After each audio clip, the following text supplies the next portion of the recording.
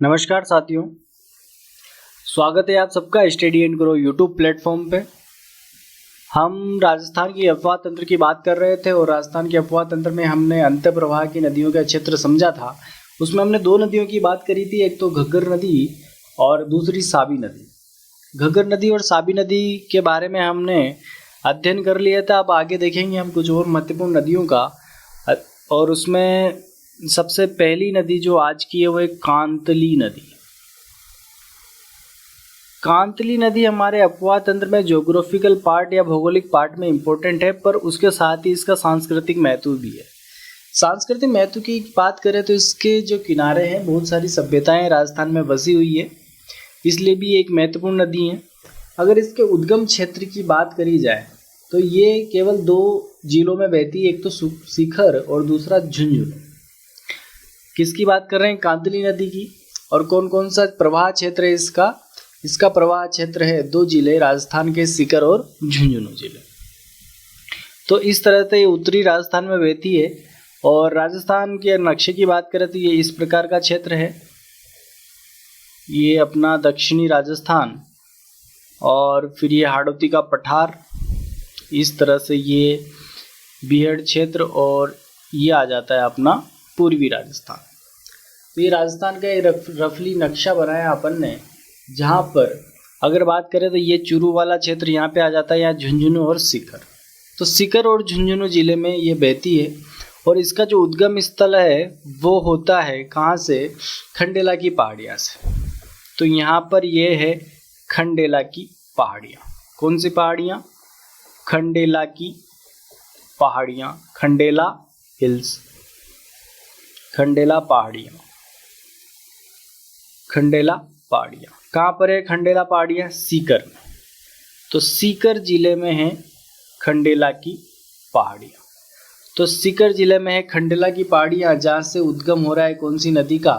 कांतली नदी का। तो सीकर में उद्गम हुआ खंडेला की पहाड़ियाँ, और बहती है ये कहाँ पे? झुंझुनू में। और झुंझुनू में जाने के बाद ये कुछ दूरी पर बहने के बाद ये कहाँ पे? विलुप्त हो जाती है। ठीक है, तो ये बही कहाँ तक बही? झुंझुनू जिले तक। तो ये बही यहाँ तक झुंझुनू जिले तक। तो कुछ दूरी पर दुनिया के बाद ये विलुप्त हो जाती है, इसलिए इनको हम क्या कहते हैं? अंत प्रवाह की नदी। तो खंडेला की पहाड़ियाँ सीकर से उद्गम हुआ और झुंझुनू तक कुछ दूरी तक बही है। तो इसका जो बहाव क्षेत्र है, कांतली नदी का बहाव क्षेत्र, कांतली नदी का बहाव क्षेत्र कौन से दो जिलों में हुआ? एक तो हुआ सीकर में और दूसरा हुआ झुंझुनू। और सीकर और झुंझुनू वाले क्षेत्र को मिला के हम बोलते हैं तोरावाटी। क्या बोलते हैं? तोरावाटी क्षेत्र। तो कांतली नदी का जो बहाव क्षेत्र है वो तोरावाटी क्षेत्र है। तोरावाटी क्षेत्र का तात्पर्य क्या है? सीकर और झुंझुनू की हम बात कर रहे हैं। और एक और क्षेत्र राजस्थान में महत्वपूर्ण है, जिसका नाम आता है शेखावाटी। क्या नाम आता है? शेखावाटी क्षेत्र। और शेखावाटी क्षेत्र का क्या तात्पर्य है? शेखावाटी क्षेत्र का तात्पर्य है, इसमें तीन जिले शामिल है, एक तो सीकर, दूसरा झुंझुनू, और उसके साथ एक और जिला इसमें आ जाता है चूरू। यहाँ पर चूरू है, यहाँ पे सीकर है, यहाँ पे झुंझुनू है। तो कांतली नदी के बहाव क्षेत्र में केवल दो आते हैं, सीकर और झुंझुनू। चूरू इसमें नहीं आता है। तो इसलिए चूरू इसमें नहीं आता है, इसलिए सीकर और झुंझुनू वाले क्षेत्र को तोरावाटी क्षेत्र कहते हैं। क्योंकि यहाँ पे पहले तंवर वंश का शासन था, इसलिए इसको तोरावाटी क्षेत्र कहा जाता है। और शेखावाटी क्षेत्र में सीकर, झुंझुनू और चूरू तीनों जिले आते हैं, ये हमको ध्यान रखना है। और खंडेला की पहाड़ियों की बात करें तो यहाँ पर यूरेनियम के भंडार भी मिले हैं। यूरेनियम के भंडार पाए गए हैं, भंडार पाए गए हैं। कहाँ पर पाए गए हैं? खंडेला की पहाड़ियाँ सीकर में। तो ये हमने बात की कांतली नदी के बहाव क्षेत्र की। अगर इसके किनारे की बात करें तो इसके किनारे कुछ सभ्यताओं का विकास हुआ। उन सभ्यताओं को देखें तो ये जैसे हमने बना दी कांतली नदी, और ये बहती है कहाँ पे? सीकर और झुंझुनू में। और कुछ दूरी पर जाने के बाद ये क्या हो जाती है? विलुप्त हो जाती है। तो तो ये है सीकर, जहाँ पर खंडेला की पहाड़ियाँ हैं, खंडेला हिल्स, जहाँ से इसका उद्गम होता है। और ये 2 जिलों में बहती है, सीकर और झुंझुनू में, जिसकी हमने बात करी। तो सीकर में इसके किनारे एक सभ्यता है जिसका नाम आता है गणेश्वर सभ्यता। क्या नाम आता है? गणेश्वर सभ्यता। कहाँ पर है गणेश्वर सभ्यता? सीकर में है। और इस गणेश्वर सभ्यता को ताम्र जननी सभ्यता कहते हैं। ताम्र जननी सभ्यता। राजस्थान की सभ्यताओं में दो नाम बहुत महत्वपूर्ण है। एक तो ताम्र जननी, एक है ताम्रवर्ती। दोनों में अंतर समझिए। ताम्र जननी और ताम्रवर्ती में अंतर यह है कि ताम्र जननी सभ्यता से क्या है, जहाँ पर तांबे के बहुत सारे औजार मिले हैं वहाँ तो ताम्रजन्य सभ्यता है। यहाँ पर तांबे के अपार भंडार है। क्योंकि अगर बात करें झुंझुनू में खेतड़ी सिंगाणा, जहाँ पर ताम्र शोधन कारखाना है, उसी के आसपास का क्षेत्र है गणेश्वर सभ्यता का। तो ऐसा माना जाता है कि इस सभ्यता के लोग तांबे का जो आसपास भंडार है वहीं से इस यहाँ पर उपयोग करते थे। उनके आभूषण होते थे, औजार होते थे, इसलिए यहाँ पे काफ़ी बहुतायत मात्रा में ताम्र के चीज़ें मिली है, इसलिए इसको ताम्रजन्य सभ्यता कहा जाता है। जबकि ताम्रवर्ती सभ्यता आहड़ को कहा जाता है। आहड़ जो मेवाड़ के शासकों का जो शमशान स्थल है आहड़, उसको क्या कहा गया है? ताम्रवर्ती। तो ताम्रवर्ती नगरी और ताम्रजन्य नगरी दोनों में अंतर यहाँ पे हमको समझना है। तो गणेश्वर सभ्यता की बात करी, कौन सी नदी के किनारे है? कांतली नदी के किनारे। कहाँ पर है? सीकर में। उसी तरह इसी के किनारे एक और सभ्यता है झुंझुनू में, सुनारी सभ्यता। सुनारी सभ्यता कहाँ पर है? झुंझुनू में। ठीक है, तो सुनार का झुंझुना इस तरह से याद रख रहा है। सुनार का झुंझुना कांटे वाला, कांटे वाला मतलब कांतली नदी के किनारे, सुनार का झुंझुना। तो इस तरह से कुछ ना कुछ ट्रिक बना के इस चीज़ को हम याद रख सकते हैं। तो हमने बड़ी बात करी कांतली नदी के बारे में। खंडाला के पहाड़ी या शिखर से ये निकलती है, जहाँ पे यूरेनियम के भंडार है। इसके किनारे 2 सभ्यताएं हैं, गणेश्वर सभ्यता और सुनारी सभ्यता। उसी तरह कुछ और महत्वपूर्ण नदियां हैं जिनकी हम बात करेंगे। तो अगली एक महत्वपूर्ण नदी और आ जाती है जिसका नाम है रूपा रेल नदी। क्या नाम है? रूपा रेल नदी। तो बात करेंगे रूपा रेल नदी। ये भी किस प्रकार की नदी है? अंतः प्रवाह की नदी है। अंतः प्रवाह की नदी जो अब अभी हम टॉपिक डिस्कस कर रहे हैं, इसमें सब हम अंतः प्रवाह की नदियों को ही देखेंगे। इसके और नामों की बात करें तो इसके और नाम क्या है? और नाम क्या है इसके और नामों में आता है वराह नदी। इसको वराह नदी भी कहते हैं, वराह नदी भी इसको कहा जाता है। इसको लसवारी नदी भी कहा जाता है, लसवारी नदी। तो ये दोनों इसी के नाम हैं, वराह नदी और लसवारी नदी। अब इसकी बात करें तो ये नदी क्यों महत्वपूर्ण है? ये नदी इसलिए महत्वपूर्ण है क्योंकि इस नदी का जो पानी है वो भरतपुर के लोहागढ़ दुर्ग के आसपास तक जाता है। अगर इसके उद्गम स्थल की बात करें तो इसका उद्गम स्थल भी पहाड़ों से होता है। और कहाँ पर होता है इसका उद्गम स्थल? उदयनाथ की पहाड़ियों से। और उदयनाथ की पहाड़ियाँ कहाँ पर है? अलवर में। तो इसका उद्गम की बात करें तो उदयनाथ की पहाड़ियाँ कहाँ पर है? अलवर जिले में है उदयनाथ की पहाड़ियाँ, जहाँ से कौन सी नदी का उद्गम हो रहा है? रूपालेर नदी का। एक और नाम आता है राजस्थान में, जैसे हर्षनाथ की पहाड़ियाँ। हर्षनाथ की पहाड़ियाँ भी अलवर में है।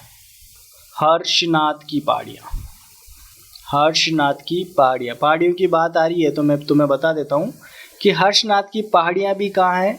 अलवर में। अलवर में है। कौन सी पहाड़ियाँ? हर्षनाथ की पहाड़ियाँ। और एक और शब्द आता है हर्ष की पहाड़ियाँ। हर्ष की पहाड़ियाँ। और हर्ष की पहाड़ियाँ कहाँ है? सीकर में। तो हर्षनाथ की पहाड़ियाँ तो अलवर में है, जबकि हर्ष की पहाड़ियाँ कहाँ है? सीकर में है। ये दोनों चीज़ें भी हमको याद रखनी है।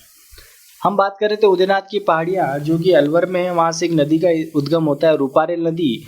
और ये नदी बहती है अलवर में और अलवर में बहती हुई जाती है भरतपुर में, और भरतपुर में एक झील का निर्माण करती है जिसका नाम आता है माती झील। यहाँ पर इसने भरतपुर में एक झील का निर्माण किया। ये झील है, इस झील में इसका पानी भर जाता है और इस झील का नाम आता है माती झील। कहाँ पर है? भरतपुर में। तो हमने देखा कि अलवर से निकली है ये उदयनाथ की पहाड़ियों से कौन सी नदी? रूपारेल नदी, और भरतपुर तक गई है, भरतपुर तक गई है। और इस झील को, माती झील को भरतपुर की जीवन रेखा कहा जाता है। भरतपुर की जीवन रेखा कि कौन सी नगरी की बात कर रहे हैं? भरतपुर नगरी की, जाटों की नगरी भरतपुर की हम यहाँ पे बात कर रहे हैं, जहाँ पर कौन सी नदी बह के आई है? रूपारेल नदी, जिसने किसका निर्माण किया है? एक बहुत सुंदर झील का निर्माण किया है, माती झील का। अब माती झील में अगर जब पानी ज़्यादा इकट्ठा हो जाता है तो उस पानी के निष्कासन के लिए यहाँ पर एक नहर बनाई गई जिसका नाम है सुजान गंगा नहर। तो यहाँ से अपन एक नहर बनवाते हैं।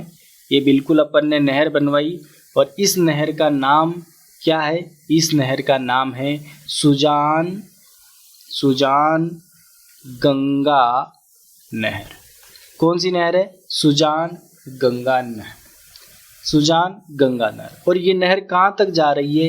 ये नहर जा रही है एक गढ़ तक। कौन से गढ़ तक? लोहागढ़ तक। तो लोहागढ़ दुर्ग तक ये नहर जा रही है और इसी नहर के पानी से ये लोहागढ़ दुर्ग आसपास से जल से घिरा हुआ है। कौन सी नदी के पानी से? रूपारेल नदी के पानी से कौन सी नहर बनाई गई? सुजान गंगा नहर। और सुजान गंगा नहर का पानी कहाँ तक जा रहा है? लोहागढ़ दुर्ग के आसपास के क्षेत्र तक जा रहा है। इसलिए इस लोहागढ़ दुर्ग को जीतना बहुत मुश्किल है, इसलिए इसको अजयगढ़ दुर्ग भी कहा जाता है। क्या नाम और है इसका? क्या नाम और है? बिल्कुल, अजयगढ़ दुर्ग। अजयगढ़ दुर्ग, इस कलर का अपीयरेंस कम आ रहा है। अजयगढ़ दुर्ग, अजयगढ़ दुर्ग भी इसको कहा जाता है। और जब इसका निर्माण हुआ था तो बिल्कुल मिट्टी से इसका निर्माण किया गया था, इसलिए राजस्थान का मिट्टी दुर्ग है, राजस्थान का मिट्टी दुर्ग। तो रूपारेल नदी अंतःप्रवाह की नदी है जिसका और नाम है वराह नदी या लसवारी नदी, जिसका उद्गम स्थल है उदयनाथ की पहाड़ियाँ। उदयनाथ की पहाड़ियाँ कहाँ पर है? अलवर में।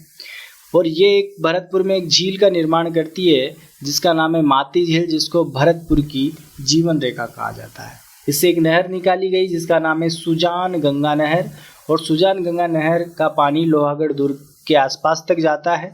और ये एक मिट्टी का दुर्ग है जो लोहागढ़ दुर्ग है। जब इसका निर्माण हुआ था तो ये मिट्टी दुर्ग की श्रेणी में आता है। और कहाँ पर है लोहागढ़ दुर्ग? ये भी भरतपुर में ही स्थित है। अच्छा, ये मिट्टी दुर्ग है। अगर बात करें राजस्थान में जल दुर्ग की, तो जल दुर्ग कौन सा है? ये भी राजस्थान एशियाई के पेपर में पूछा गया है। तो जल दुर्ग है गागरोन दुर्ग, क्योंकि गागरोन में काली सिंध और आहू नदी आकर मिलती है और काफ़ी सुंदर वहाँ का दृश्य है, तो उसको जल दुर्ग की श्रेणी में रखा गया है, क्योंकि आसपास उसके चारों ओर दो नदियों का जल आके मिलता है। तो इस तरह हमने रूपारेल नदी की बात करी और अजयगढ़ दुर्ग जो मिट्टी का बना हुआ है उसकी बात करी। आगे और भी नदियों की चर्चा करते हैं, जिसमें एक महत्वपूर्ण नदी है कांकनी नदी। क्या नाम आता है? कांकनी नदी, कांकनी नदी। या फिर इसका एक और नाम है, वह है मसूरदी नदी, मसूरदी नदी। तो सबसे पहले हमने देखी थी कांतली नदी और इसका नाम है कांकनी नदी। कांकनी नदी और कांतली नदी दोनों बिल्कुल अलग है। और इसकी बात करें कांकनी नदी, तो ये तो जैसलमेर क्षेत्र की नदी है, जबकि कांतली नदी सीकर और झुंझुनू वाले क्षेत्र में बहती है, जिसको हमने तोरावाटी नाम दिया था। तो कांतली नदी और कांकनी नदी दोनों में अंतर यहाँ पे हमको देखना है। तो इसके उद्गम की बात करें तो इसका उद्गम कहाँ से होता है? कोठारी गांव से होता है। और कोठारी गांव कहाँ है? जैसलमेर में। तो जैसलमेर में एक गांव है कोटरी गांव। कौन सा गांव है? कोटरी गांव। तो ये है कोटरी गांव और यहाँ से उद्गम हो रहा है कौन सी नदी का? काकनी नदी का। और ये बहती है और बहते हुए जैसलमेर में ही एक झील का निर्माण करती है। एक झील बनाई इसने जिसके अंदर बहुत अच्छा पानी भरा हुआ है, जिसका नाम क्या है? भुज झील। कौन सी झील? भुज झील। कहाँ पर है? जैसलमेर में ही है। कौन सी नदी ने इसका निर्माण किया है? काकनी नदी ने।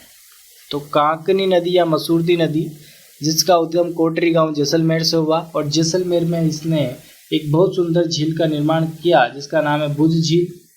और भुज झील की बात करें तो जब काकनी नदी में अगर पानी का प्रवाह तेज होता है तो भुज झील से भी पानी और आगे निकल जाता है। तो कहाँ तक जाता है ये?